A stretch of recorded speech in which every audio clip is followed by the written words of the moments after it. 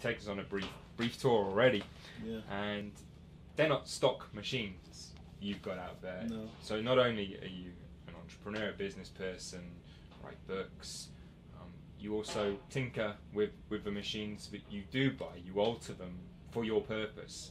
Can you explain a little bit about that? Yeah, well, actually, I know people that tinker with machines. Okay. It's probably a better way of putting it. I've been fortunate enough to know and have become friends with people that really understand not only what the human strength curves are, but how to alter the machines to match those strength curves.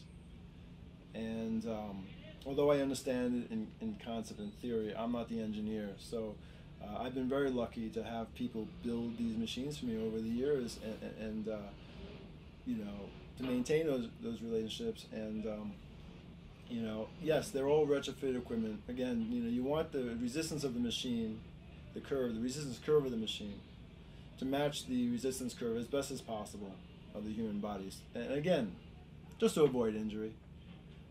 As we were saying earlier, you know, machines, even retrofitted machines, they're tools. They're just tools to quite simply fatigue muscle.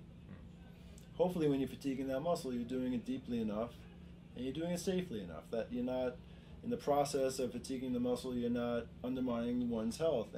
And more specifically, are you overtraining?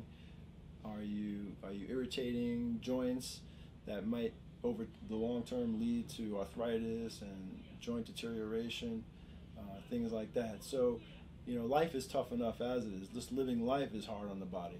We don't want to add to that while we're exercising, especially exercising intensely like we do.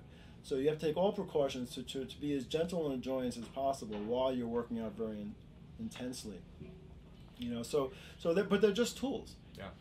And as my father used to tell me, it's an old, I think it's an English proverb, you know, but don't quote me on that. A good craftsman doesn't blame his tools. So as you'll see in my gym, we have TRX straps, we have free weights, we have bands, we have balls, and in some circles those things are you know, illegal. Because, well, they don't, you know, bands don't have the proper strength curve, and how you're going to use it, you know, the arguments go on and on. But again, you know, we train so many people with so many different issues that we find that sometimes to teach a way of a movement, sometimes a band or a manual resistance or some floor work actually ends up doing the job for certain people with motor skill issues or you know, all kinds of, you know, things that we can get into. But as much as I love equipment, as much as I love having the perfect cam, you know, and it's so beneficial because a good craftsman also will use the best tools available if possible, you know.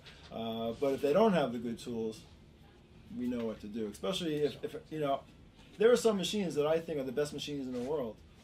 And I get one client in there, and they don't do it well. They don't acclimate to this machine. They don't get it. It doesn't work for them, for whatever reasons.